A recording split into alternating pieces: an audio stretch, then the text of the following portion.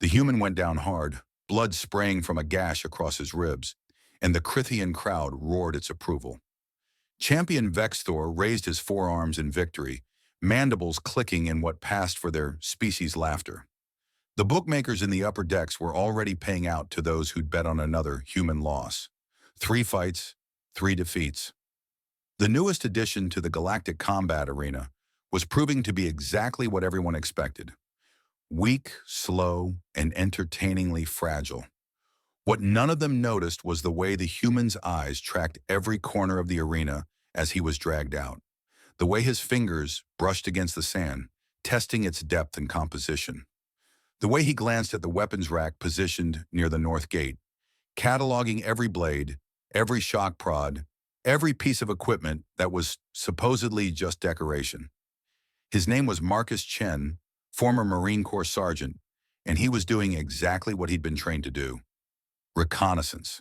The Crithian Empire had stumbled across humanity's colony on Kepler 442b 6 months ago. They'd expected a typical pre-spaceflight civilization, easy pickings for their entertainment industry.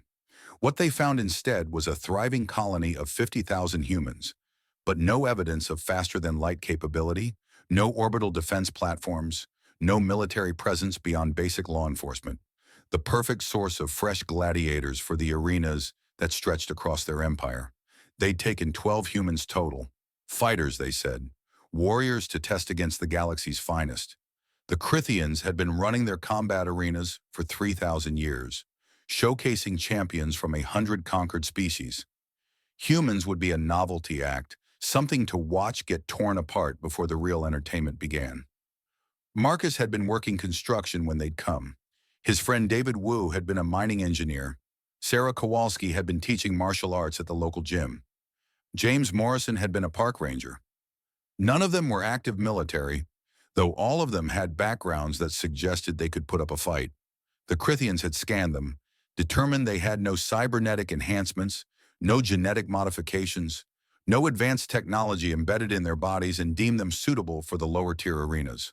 What the Crithians didn't know was that every human in that colony was part of something much larger, something that had been carefully planned for the better part of 4 decades.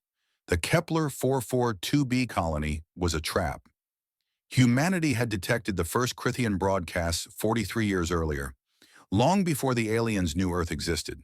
While the Crithians were busy conquering pre-industrial species and congratulating themselves on their dominance, humans had been listening, learning, and preparing. They decoded the language, studied the culture, identified the Crithian Empire's expansion patterns, and realized that first contact was inevitable. So they'd prepared. The colony on Kepler 442b was designed to look exactly like what the Crithians expected. Isolated, pre-FTL, defenseless. It was seeded with carefully selected colonists who were actually intelligence operatives, scientists, and soldiers trained for one specific mission: gather information when the Crithians arrived. Every building was designed to hide advanced technology behind a facade of primitive development. Every colonist carried neural implants that were undetectable to Crithian scanning technology, allowing constant communication with Earth Command. And when 12 colonists were taken for the arenas, they went willingly, because their job wasn't to escape. It was to learn everything about Crithian military doctrine, technology, and weaknesses from the inside. Marcus pushed himself up from the medical bay floor, ignoring the protest from his ribs. The wound looked worse than it was. Vexthor's claws had cut deep, but Marcus had twisted at the last second to avoid anything vital. It would heal, and the pain was manageable. He'd had worse during Hell Week back in Marine training. "You fought well, human," a voice said. Marcus turned to see Thalrix, one of the arena handlers, watching him with what might have been curiosity. The Crithian was smaller than the champions, with graying carapace that spoke of age. Better than most newcomers, though still no match for a true warrior, of course. Marcus gave him a weary nod, playing the part of a defeated fighter. "I'm trying, it's just, everything is so different here. The gravity, the weapons, even the way the sand shifts under your feet." Of course, Thalrix said, mandibles clicking in what Marcus had learned was a sign of condescension. You primitive species always struggle at first. Most don't survive their first 3 fights. You've done better than expected. What happens now? Marcus asked, keeping his voice uncertain. Defeated. You rest. Heal. In 3 days you fight again. Perhaps they'll match you against something more your level. A Drevnian, perhaps, or one of the Soloth younglings.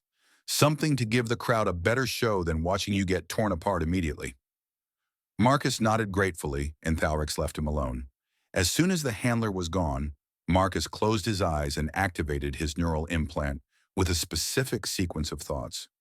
Chen to Colony 1. Transmission window open.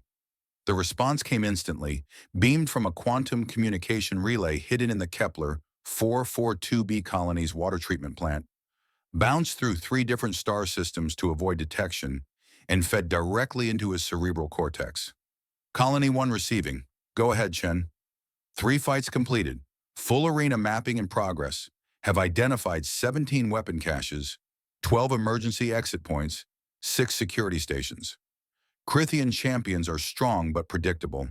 They rely on direct frontal assault, no tactical variance. Their armor is ceremonial, minimal actual protection. Crowd capacity estimated at 40,000 for a major event.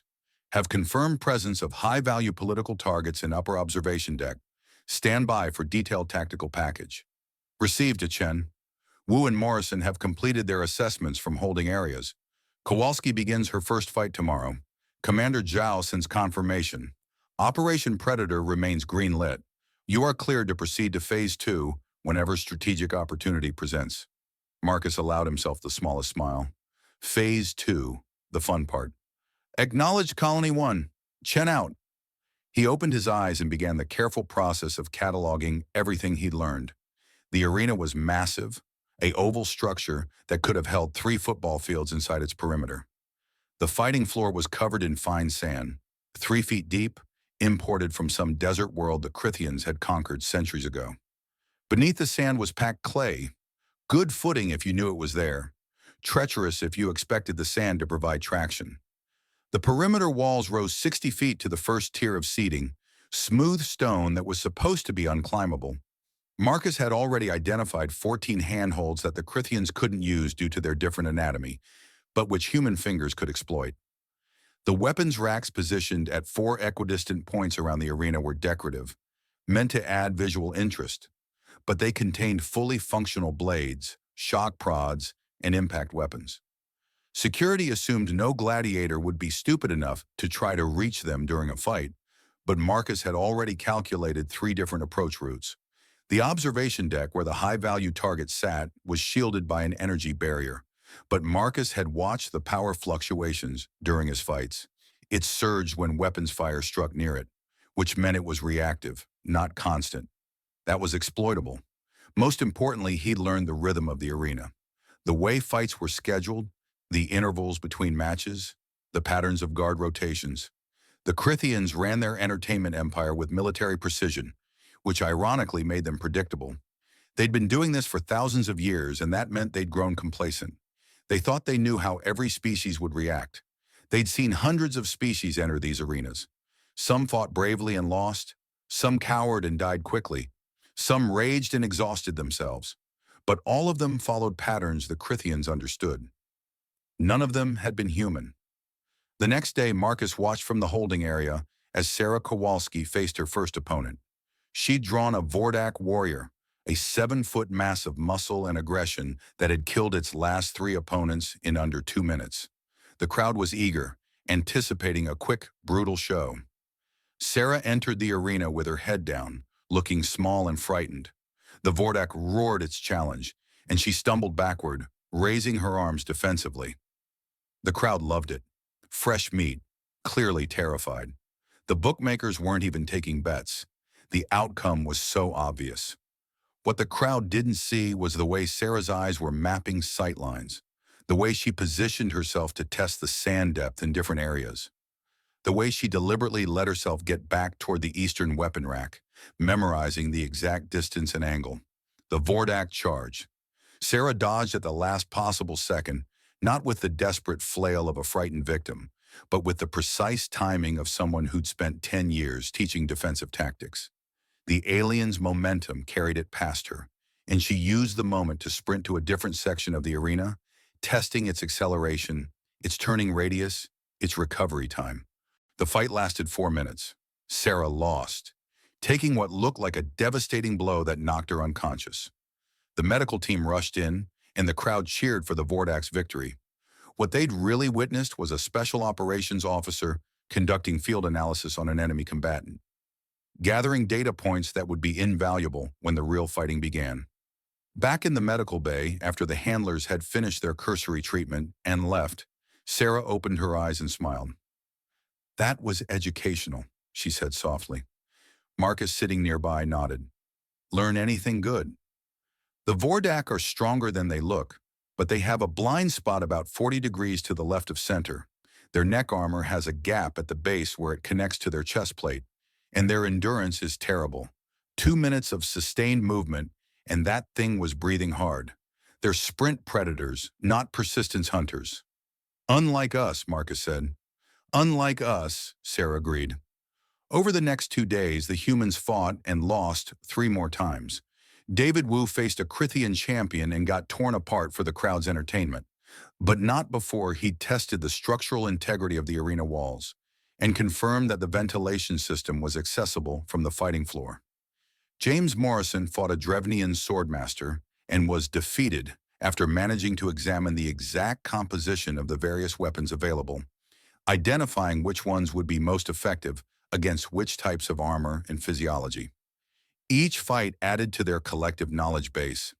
Each defeat was another piece of intelligence gathered, another vulnerability identified, another tactical option confirmed. The Crithians were pleased. These humans were entertainingly fragile but resilient enough to put on a good show before losing. They'd already scheduled a special event for next month, a tournament showcasing exotic species where the humans would face increasingly dangerous opponents until they inevitably fell. Tickets were selling for 3 times the normal price. In the upper observation decks, High Commander Vrextal watched the humans train and was satisfied. The Empire had made a good investment with these primitives. They'd provide months of entertainment before the inevitable fatalities, and their homeworld was far enough away that retrieving more would be simple when these wore out. Vrextal had conquered 17 species personally. He'd overseen the subjugation of 40 worlds. He'd commanded fleets that had reduced rebellious planets to ash. In his 500 years of life, he'd learned that inferior species followed patterns. They fought or fled, raged or cowered, but they never surprised him. The humans were no different. A little more durable than some, a little less than others. Adequate entertainment, nothing more. It was the afternoon of the 12th day when everything changed. The arena was packed for what the promoters were calling the Trial of 4, a special exhibition where all 4 surviving humans would fight simultaneously against a mixed team of arena champions. 43,000 Crithians, Drevnians, Vordak, and members of a dozen other species filled the seats, eager to watch the novelty species get torn apart by the Empire's finest fighters. The odds were running 30-1 against the humans. A few sympathetic souls had placed small bets on them, but the smart money was on how long they'd last, not whether they'd win. High Commander Vrextal was in the observation deck with a dozen other high-ranking military and political officials. This was entertainment, but it was also business. Several of them had expressed interest in using human slaves for dangerous labor, and this exhibition would demonstrate whether the species could handle harsh conditions. The 4 humans entered the arena together. Marcus Chen, Sarah Kowalski, David Wu, and James Morrison walked onto the sand with their heads down, looking exhausted and defeated. They'd fought 11 times between them, losing every match. They moved like beaten fighters who knew this was the end. The crowd roared its approval. Their opponents entered from the opposite gate. Champion Vexthor, who defeated Marcus in his first fight. A Vordak berserker named Krell.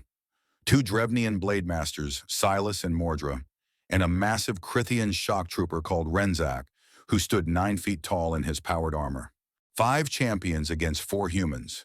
The arena handlers considered it fair odds, given human fragility. The starting bell echoed across the arena. The champions charged forward, eager to end this quickly and claim their victory, and the humans scattered. Not in panic, not in fear, but with the precision of a military unit executing a rehearsed maneuver. Marcus went left, sprinting at an angle that looked like retreat but was actually a precisely calculated vector toward the eastern weapon rack. Sarah went right, her path taking her toward the north rack. David and James split and moved to cover positions, drawing the champion's attention and splitting their focus. Vexthor reached Marcus first, his claws extended for the killing blow. Marcus dove under the strike, rolled through the sand, and came up next to the weapon rack. His hand closed around a Crithian shock prod, a ceremonial weapon no one had used in actual combat for decades because it was considered too primitive. Marcus activated it, and the crowd gasped as electric current arced along its length. He spun and drove it directly into the gap in Vexthor's carapace armor, the weak point he'd identified during their first fight. The champion convulsed as current flooded his nervous system, and Marcus held it there for exactly 3 seconds before pulling back and letting the alien collapse. Time elapsed. 8 seconds. Sarah had reached her target weapon rack. Instead of a shock prod, she grabbed 2 Drevnian fighting knives, short blades designed for quick strikes. The Vordak berserker Krell was charging toward her, and she let him come, timing her movement with the precision of someone who taught knife fighting for a decade. As Krell's massive arm swept toward her head, Sarah dropped low, ducked under the blow, and drove both knives up into the exposed area beneath his arm, where the muscle attachments were thinnest. She twisted, severed critical connections, and rolled away as Krell roared in pain and clutched his disabled arm. Time elapsed. 14 seconds. David Wu and James Morrison were working as a team against the Drevnian Blade Masters. The Drevnians were fast, skilled, and deadly with their weapons, but they fought as individuals, each trying to claim a kill. David and James fought as a unit, covering each other's flanks, using the arena's terrain to their advantage. David feinted left, drawing Silas's attention. James swept sand into Mordra's eyes, blinding him for a crucial second. David followed up by sweeping Silas's legs, and as the Drevnian fell, James was already moving, delivering a precise strike to the nerve cluster at the base of Mordra's skull. Time elapsed. 23 seconds. The massive shock trooper Renzak was advancing on Marcus, confident that his powered armor made him invincible. Marcus had been counting on that confidence. He'd spent 2 days watching recordings of shock trooper combat, studying the way the armor moved, identifying its limitations. The armor was powered by a fusion cell mounted on the back, protected by overlapping plates. Protected, but not perfectly sealed. The designers had assumed no one would get behind a shock trooper in combat. Marcus sprinted straight at Renzak, and the huge warrior laughed, raising his piledriver fist to smash the human into paste. At the last second, Marcus dropped into a slide, using the loose sand to accelerate, passing between the shock trooper's legs. He came up behind the warrior, leaped onto his back, and drove the shock prod directly into the seam where the armor plates met. The fusion cell, designed to power weapons and servos, was not designed to handle a massive electrical surge fed directly into its control system. It overloaded in spectacular fashion, sending feedback through every system in the armor. Renzak's armor seized, locked up completely, and toppled forward like a felled tree. The warrior inside was unharmed but completely immobilized.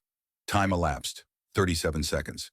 Sarah had circled back to Krell, who was now more cautious, trying to protect his wounded arm. She didn't give him time to adapt. She grabbed a length of chain from the weapon rack, the kind used for ceremonial binding of captured opponents, and used it like a whip. The chain wrapped around Krell's ankle, and Sarah pulled hard, yanking the berserker off balance. As he fell, she was already moving, driving a knife into the nerve cluster at the base of his skull, the exact same vulnerable point present in most vertebrate species. Time elapsed. 52 seconds. David and James had finished with the Drevnians. Silas was unconscious from a combined chokehold, and Mordra was down with a dislocated shoulder and what was probably a concussion. Neither human had used weapons. They'd simply used superior grappling techniques developed over thousands of years of human martial arts. Time elapsed. 61 seconds. The only champion still standing was Vexthor, who'd managed to recover from the electrical shock. He was hurt, disoriented, and angry. He charged Marcus with a roar of fury. Marcus didn't run. He'd been waiting for this. As Vexthor closed in, all four humans moved simultaneously. They drilled this maneuver 1,000 times in training back on Earth. Pack tactics, perfected by persistence predators over millions of years of evolution. David swept Vexthor's legs from the left. Sarah struck his arm from the right. James hit him high, targeting his head, and Marcus drove forward with the shock prod, hitting the champion in his center of mass. Vexthor went down hard, overwhelmed not by superior individual strength, but by coordinated team tactics executed with perfect timing. Time elapsed, 73 seconds. The arena was silent. 43,000 spectators stared in disbelief at the sand-covered floor, where four humans stood over five defeated champions, barely breathing hard. Then Marcus looked up at the observation deck, directly at High Commander Vrextal, and smiled. "Round 4, he said, his voice amplified by the arena's sound system so everyone could hear. "We win." That's when the real show began. Sarah moved to the control panel near the north gate, the one arena handlers used to manage the arena's various systems. During her third fight, she'd memorized its layout. Now she activated it, overriding the safety protocols Marcus had disabled during his second fight when he'd accidentally fallen against it. The weapon racks released their magnetic locks. Every blade, every shock prod, every impact weapon in the arena was now accessible. David sprinted to the east wall and triggered the emergency evacuation door, the one designed to evacuate spectators in case of fire or disaster. It opened onto the arena's lower service tunnels, which James had mapped during his time in the medical bay. James himself was moving toward the power junction Marcus had identified during his first fight, the one that controlled the observation deck's shields, and Marcus was walking calmly toward the center of the arena, his shock prod still active, looking up at the observation deck with the expression of a predator who just cornered his prey. "Let me tell you something about humans," Marcus said, his voice carrying across the silent arena. "We're persistence predators. We're not the strongest species. We're not the fastest. But we are, without question, the most patient and the most vindictive." In the observation deck, High Commander Vrextal was on his feet, mandibles clicking in agitation. "Guards, terminate those humans immediately." The guards in the arena started to move, but then Sarah activated the second override she'd been programming. The arena's automated defense systems, designed to handle rioting spectators or escaped gladiators, suddenly identified everyone, except the four humans, as potential threats. Stun fields activated throughout the seating areas. Emergency barriers slammed down, sectioning off the arena into isolated quadrants. The lights dimmed except for the spots illuminating the four humans on the sand below. "For 12 days, we've been your entertainment," Marcus continued. "You watched us lose. You bet against us. You laughed at how weak we were. And we let you, because we were learning, we were studying you, we were waiting for exactly the right moment." James reached the power junction and pulled off the access panel. Inside was exactly what the colony's engineers had predicted. A Crithian Type 7 fusion regulation system, virtually unchanged for 300 years, because if it worked, why modify it? James had trained on mock-ups of this exact system for 6 months before the colony was established. He began rewiring.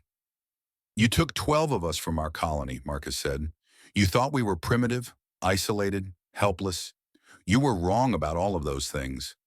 That colony has been in place for 7 years, and every single person there is either a soldier, a scientist, or an intelligence operative. We let you find it. We let you take us. Because we needed to understand you from the inside." In the observation deck, Vrextal was frantically trying to activate communication systems to call for backup. Nothing was responding. The arena's systems were completely locked down. "You see, Commander," Marcus said, looking directly at the alien military leader, "humans discovered your broadcast 43 years ago. We spent 4 decades preparing for your arrival. We studied your language. We decoded your technology. We analyzed your military tactics, your social structures, your weaknesses.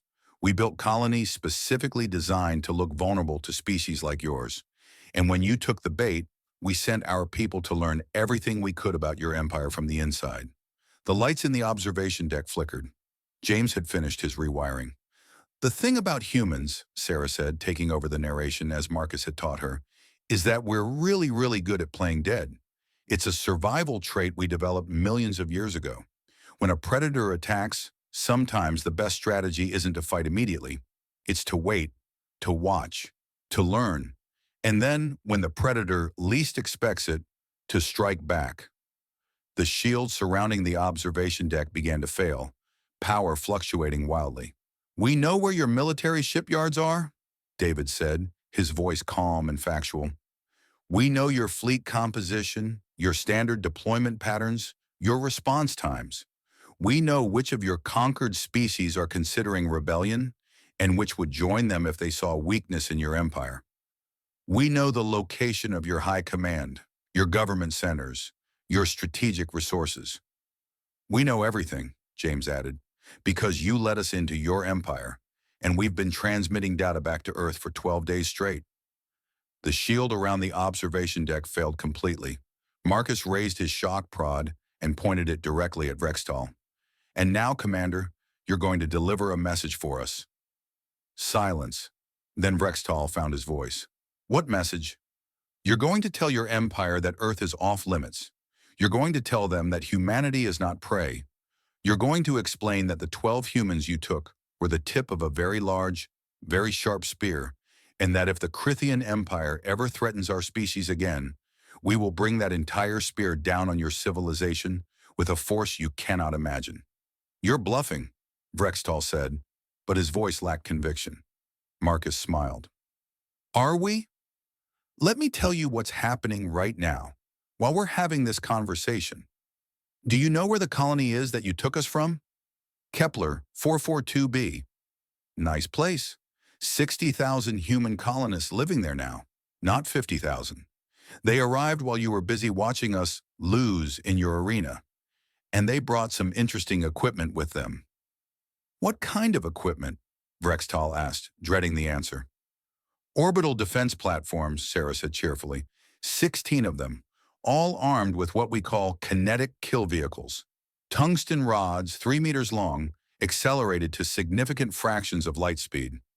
We've been using them for asteroid deflection for decades, but they work just as well on spaceships. Your fleet is still in orbit around Kepler 442b, isn't it? They're probably wondering why their sensors just detected 16 new objects in orbit. David picked up the narrative. Those platforms are fully automated and programmed to defend against hostile forces, and they have a very specific definition of hostile. Any ship that fired on the colony, any ship that participated in taking colonists against their will, and any ship that doesn't immediately leave the system when ordered. Your fleet has about 30 minutes to retreat, James said, checking a timer on his neural implant. After that, the platforms open fire. We estimate it'll take about 4 minutes to destroy your entire orbital presence. Kinetic weapons are wonderful like that. No energy shields can stop a solid object moving at relativistic speeds. Vrextal stared at them in horror. "You're insane. You would start a war over 12 individuals?" "No," Marcus said quietly. "We'd start a war over the principle that humanity doesn't accept slavery. We'd start a war over the idea that you don't get to take our people for entertainment. We'd start a war to establish very clearly that Earth is not part of your empire and never will be." He paused, letting that sink in. "But we'd prefer not to, because war's expensive and messy, and people die. So instead, we're going to make you an offer." "What offer?" Vrextal asked. "You release us and return us to our colony immediately. You issue a formal edict that human space is off limits to Crithian expansion. You provide reparations to the 12 of us for the time we've spent in your arena, and in exchange, we don't turn your empire into a case study in what happens when you underestimate a species that spent its evolutionary history hunting megafauna across ice ages. And if we refuse?" Marcus's smile became something darker. "Then we demonstrate what 4 humans can do in a closed arena. Imagine what 40,000 could do with proper military support. Imagine what 4 billion could do with a century of preparation. We're patient, Commander. We can wait, but we never ever forget a grievance." Vrextal was silent for a long moment, his mandibles clicking rapidly as he processed the situation. Finally, he spoke. "How do I know you're telling the truth about the orbital platforms?" You don't, Sarah said, but you can check with your fleet. They should be receiving the warning transmission right about now. As if on cue, Vrextal's communication implant activated. One of his officers, voice tight with barely controlled panic. Commander, we're detecting weapons platforms in orbit. They've locked onto our ships. They're demanding immediate withdrawal from the system. What are your orders? Vrextal looked down at the four humans standing calmly in the arena, completely in control despite being surrounded by thousands of aliens. He'd commanded fleets for centuries. He'd crushed rebellions and conquered worlds.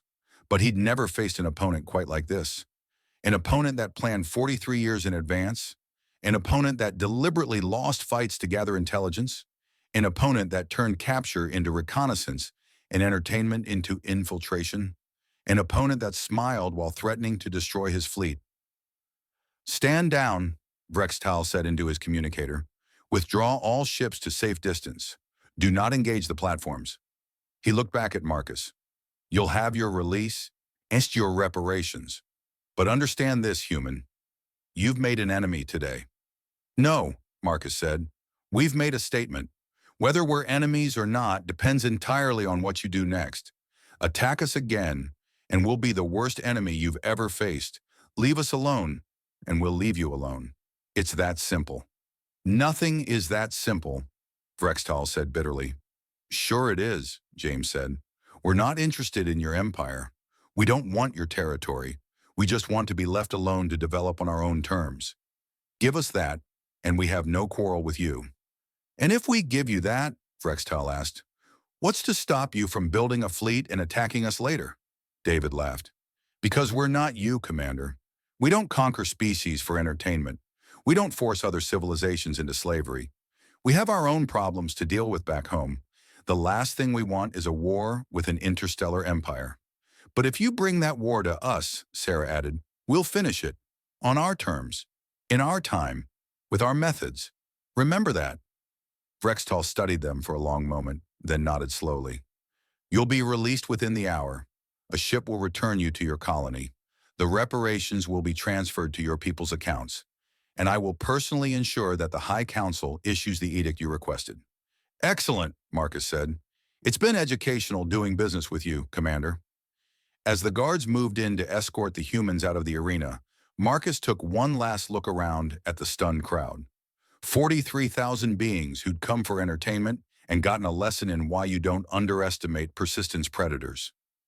One more thing, Marcus called up to Vrextal. You might want to spread the word to other empires in this region of space. Humanity is a new player in galactic politics, and we have very specific rules of engagement. 1. Don't attack our colonies. 2. Don't take our people. 3. Don't assume we're weak just because we're new. Follow those rules and we'll get along fine. Break them and you'll discover we're very creative when it comes to making people regret their decisions. With that, the four humans walked out of the arena, heads held high, leaving behind 5 defeated champions and an entire empire reevaluating everything they thought they knew about the hierarchy of galactic civilizations. The trip back to Kepler 442b took 6 days. The Crithians provided a transport ship, a crew that gave the humans a wide berth, and the promised reparations. Enough credits to fund the colony's development for a decade. They also provided something unexpected, a full data archive of Crithian technology, military protocols, and diplomatic relations with other species. Why give us this? David asked the ship's captain, a grizzled veteran named Kextal. High Commander Vrextal's orders, Kextal said. He said if you're going to be a new power in this region, you should understand the landscape. Consider it a gesture of goodwill. Or insurance, James suggested. The more we know, the less likely we are to stumble into a conflict through ignorance. That too, Kextal admitted. Marcus spent the 6 days reviewing the data archive, cross-referencing it with the intelligence they'd already gathered. The picture that emerged was both encouraging and concerning. The Crithian Empire was one of 7 major powers in this region of the galaxy. They controlled roughly 400 systems and had trade relationships with dozens of minor civilizations. Their military was formidable, but spread thin, focused more on maintaining control over conquered territories than on expansion. They'd grown complacent over the centuries, convinced of their superiority. Other empires in the region were watching the Crithian situation with intense interest. The fact that a new species had humiliated them in their own arena was already spreading through diplomatic channels. Some saw it as an opportunity to challenge Crithian dominance. Others saw it as a warning about this new human species. "We've made ourselves visible," Sarah observed, reading the same reports. "Every major power in this region now knows we exist, and that we're dangerous." "That was always going to happen," Marcus said. "Better to establish ourselves as a threat immediately than to let them think we're easy prey." "The question is what happens next," David said. "The Crithians will honor the agreement because they're worried about those orbital platforms. But what about the other empires? Some of them might see us as a threat that needs to be eliminated before we become stronger." "Then we'll deal with them the same way we dealt with the Crithians," James said. "Carefully, methodically, and with overwhelming force applied at exactly the right moment." "We're going to need more colonies," Sarah said. "More platforms, more ships. We've bought ourselves time, but we can't rely on bluffing forever." "The platforms weren't a bluff," Marcus reminded her. "They're real, limited number, but real, and Earth Command is already building more. The Kepler colony was just the first trap. We've got 3 more colonies in progress, all designed to look vulnerable while hiding serious defensive capabilities." "How long until we have a real fleet?" David asked. "Commander Zhao says 5 years for the first battle group, 10 years for a force that can credibly deter any single empire from attacking us. 20 years for a fleet that can project power across this entire region." 20 years, James said thoughtfully. "That's not long on the galactic timescale." "No," Marcus agreed, "but it's long enough for these empires to decide whether they want to coexist with humanity or try to eliminate us. Our job over the next few years is to make sure they choose coexistence." When they arrived at Kepler 442b, the colony had transformed. What had looked like a primitive settlement 2 weeks ago now showed its true nature. The orbital platforms hung in plain sight, no longer hidden. The Colonial Defense Force, previously disguised as civilian security, was openly conducting military exercises, and the colonists had shed their covers, revealing themselves as the soldiers, scientists, and intelligence operatives they'd always been. Commander Elizabeth Zhao met them at the landing pad, a slight smile on her face. "I hear you 4 caused quite a stir." "We followed the mission parameters," Marcus reported. "Intelligence gathered, threat neutralized, first contact established on favorable terms." "The Crithian High Council issued the edict this morning," Zhao said. "Human space is officially off limits to their expansion. They've also sent diplomatic overtures to Earth, requesting formal treaty negotiations." "Think they'll honor the treaty?" Sarah asked. "They will as long as they believe we're more dangerous to fight than to tolerate," Zhao said. "Which brings me to your next assignment. Earth Command wants you 4 to establish a training program. Everything you learned in that arena, every tactic and technique, needs to be documented and taught to our people, because the Crithians aren't the only empire out here, and some of the others are going to test us." "When do we start?" David asked. "Tomorrow. But tonight, you're off duty. We're holding a celebration for the whole colony. First successful completion of an infiltration and intelligence gathering mission. You 4 are heroes." Marcus shook his head. "We're not heroes. We're just people who did our jobs." "That's what heroes always say," Zhao replied. "Now go get cleaned up. That's an order." That night, as the colony celebrated, Marcus stood on one of the observation platforms and looked up at the stars. Somewhere out there, 7 major empires and dozens of minor civilizations were re-evaluating their assumptions about humanity. Some would become allies, some would become enemies, and some would simply avoid human space, wanting nothing to do with a species that had demonstrated such patience and ruthlessness in equal measure. Sarah joined him, 2 drinks in hand.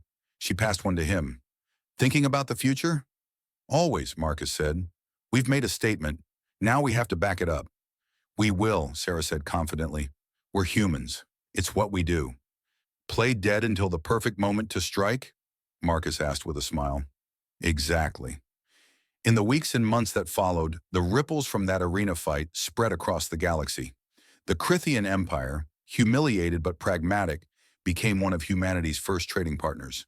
They shared technology, exchanged diplomatic envoys, and eventually developed a healthy respect for the species that had turned their own arena against them. Other empires approached more cautiously. The Vordak Confederacy sent scouts to observe human colonies from a distance, impressed by the species' tactical capabilities. The Drevnian Federation requested cultural exchanges, curious about a species that could coordinate so effectively in combat. The Soloth Expanse simply added human space to their star charts and marked it approach with extreme caution. Earth began establishing more colonies, each one carefully positioned and defended. The fleet that Commander Zhao had promised began to take shape. Ships designed with lessons learned from Krithian technology, but improved with human innovation. Humans had always been good at taking existing technology and making it better, and they applied that talent to starship design with enthusiasm. The training program Marcus and his team established became legendary. Every human who ventured into space, whether as colonist, trader, diplomat, or soldier, went through the Persistence Predator course. They learned the same lessons the arena team had demonstrated: patience, observation, tactical flexibility, and the ability to turn any environment into an advantage. Never reveal your full capabilities immediately, Marcus taught his students. Let your opponent underestimate you. Learn their patterns, identify their weaknesses, and when the moment is right, strike with everything you have. It became humanity's doctrine for first contact scenarios. Appear weaker than you are. Gather intelligence. Establish that you're not prey, but that you're also not unnecessarily aggressive. Give potential enemies a way to back down with dignity, but make it absolutely clear that pushing will result in consequences they'll regret. 5 years after the arena incident, humanity made formal first contact with the Alari Dominion, another major power. The Alari were an ancient species, with technology far in advance of anything humans had seen before. They arrived in human space with a fleet of 20 warships, intending to intimidate the newcomers into accepting vassal status. They were met by Commander Marcus Chen, now promoted to Admiral, commanding humanity's first battle group from the bridge of the UNS Persistence. The Alari Admiral opened communications, expecting to dictate terms to a frightened inferior species. Instead, he found himself talking to a human who smiled calmly and said, "We've been tracking your fleet since you entered our sensor range 3 days ago. We know your ship classifications, your weapon systems, and your tactical doctrine. We've analyzed your empire's expansion patterns and identified 12 strategic vulnerabilities. We've also prepared 3 different battle plans for engaging your fleet, though we'd prefer not to use any of them. So here's what's going to happen. You're going to leave human space. You're going to report to your government that humanity is not interested in becoming a vassal state, and you're going to recommend that they establish diplomatic relations on equal terms. Does that work for you?" The Alari Admiral, shocked at being addressed as an equal by such a young species, demanded proof of humanity's military capabilities. Marcus provided it by demonstrating the range and accuracy of human kinetic weapons, precision striking a derelict satellite 70,000 kilometers away with a tungsten rod that hit with the force of a tactical nuclear weapon. "That was our lowest power setting," Marcus said mildly. "Now imagine what we can do when we're actually trying to hurt something." The Alari withdrew. A month later, they sent a diplomatic envoy requesting formal treaty negotiations. 10 years after the arena incident, humanity had become an established power in the galactic community. Not the strongest, not the most advanced, but respected and slightly feared. The species that had started as entertainment in a Krithian arena had become a force that no empire could safely ignore. The 4 original infiltrators all rose to prominence in different fields. Marcus became the commander of humanity's deep space fleet. Sarah established the first human intelligence agency focused on alien civilizations. David led the terraforming and colony development program. James became Earth's chief technology officer, responsible for reverse engineering alien technology and improving upon it. But they always remembered those 12 days in the arena, the carefully executed plan, the patience required to lose 11 fights while gathering intelligence, the satisfaction of executing Operation Predator perfectly, turning entertainment into strategy and defeat into victory. 20 years after the arena incident, the Krithian Empire faced a serious threat. A rival empire, the Zenthrak hegemony, had launched an aggressive expansion campaign and was pushing into Krithian space. High Commander Vrextal, still in command despite his advancing age, found himself with an unpleasant choice: accept defeat or ask for help from the species he'd once considered entertainment. He chose to ask for help. The message reached Admiral Marcus Chen at the headquarters of the United Nations Space Command. Vrextal's recorded hologram appeared in his office, mandibles clicking in what Marcus had learned to recognize as embarrassment. Admiral Chen, it has been many years since our encounter. I am contacting you now because the Crithian Empire faces an existential threat, and I find myself in need of allies. The Zenthrak hegemony has proven more aggressive and dangerous than we anticipated.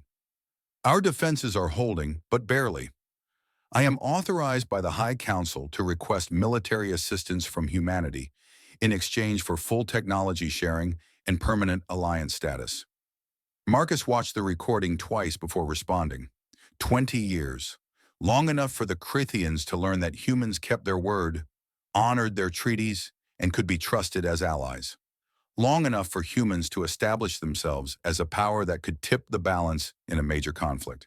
He composed his response carefully. Commander Vrextal, your request has been received and will be presented to the UN Security Council. However, I can tell you informally that humanity has not forgotten our history. You took 12 of our people and forced them into your arena. But when the situation was resolved, you honored your agreements and helped establish humanity as a legitimate civilization in this region of space. That counts for something. He paused, then smiled. Besides, the Zenthrak hegemony has been testing our borders lately. They seem to think humanity is weak because we're relatively new. We've been looking for an opportunity to correct that misunderstanding. Helping an ally defend their territory seems like an excellent way to send that message. The Security Council approved the deployment within a week. The UNS Persistence led a battle group of 16 warships into Crithian space, arriving just as the Zenthrak fleet was preparing its final assault on a major Crithian colony world. The battle that followed became known as the Battle of Crith Prime, and it demonstrated everything humanity had learned in 20 years of studying galactic warfare. The Zenthrak fleet numbered 47 warships, confidently arrayed in a traditional offensive formation. They'd conquered 17 species using those tactics, and they saw no reason to change now. What they didn't see was the 16 human ships hanging in orbit on the far side of the colony world's moon. Sensors active, but weapons powered down, watching and waiting. Patience, Marcus said to his fleet commanders. Let them commit. Let them think they're winning. Then we'll show them what humanity learned from playing dead. The Zenthrak fleet engaged the defending Crithian forces, and for the first 10 minutes of battle, it looked like another easy victory for the aggressors. The Crithian ships were falling back, shields failing, hulls breached. The Zenthrak admiral was probably already planning his victory speech. Then Marcus gave the order. All ships, execute Predator Strike, target package Alpha, fire when ready. 16 human warships came around the moon at maximum acceleration, their kinetic weapons already locked onto Zenthrak engine sections. Tungsten rods, accelerated to significant fractions of light speed, crossed the distance in seconds. 16 Zenthrak warships lost their engines simultaneously. Dead in space, unable to maneuver, unable to retreat. Target package Bravo. Fire. Another 16 Zenthrak ships lost their command sections to precision strikes that turned their bridges into expanding clouds of debris. The remaining Zenthrak ships tried to respond, but they'd been trained for traditional energy weapons combat. They'd never faced an opponent who preferred to throw solid objects at relativistic speeds. Their shields, designed to deflect or absorb energy, did nothing against chunks of tungsten moving at 0.3 C. Target package Charlie, fire. The remaining 15 Zenthrak warships died in coordinated strikes that demonstrated humanity's mastery of the kinetic warfare they'd pioneered. Total engagement time, 4 minutes, 17 seconds. Zenthrak casualties, 47 ships destroyed or disabled. Human casualties, 0. The Zenthrak admiral, his flagship crippled and venting atmosphere, sent a desperate transmission. We surrender. We did not know humans were allied with the Crithians. We request. No, Marcus interrupted. You don't get to surrender.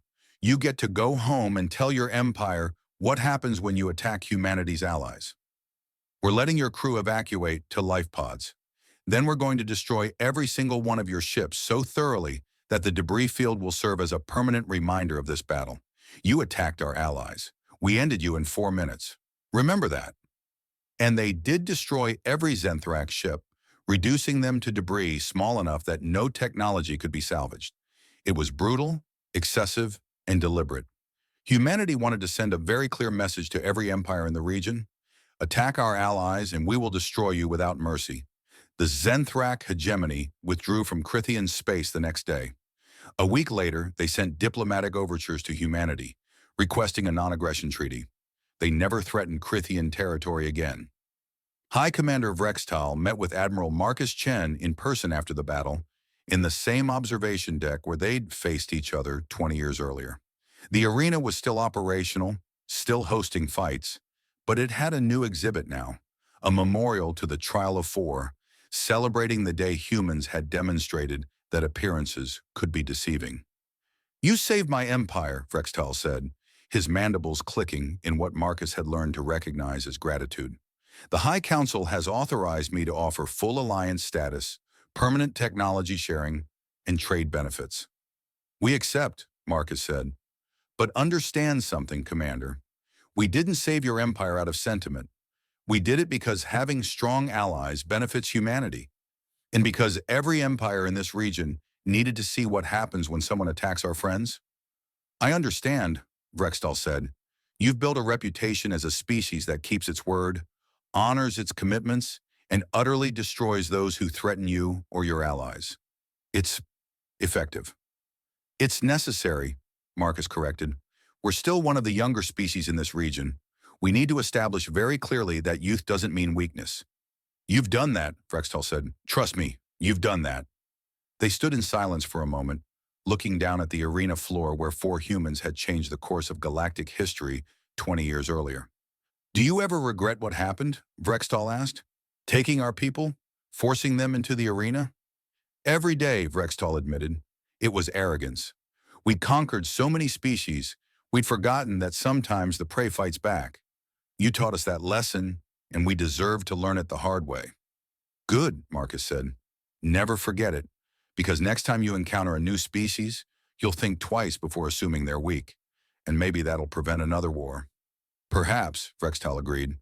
He paused, then added, "May I ask you something?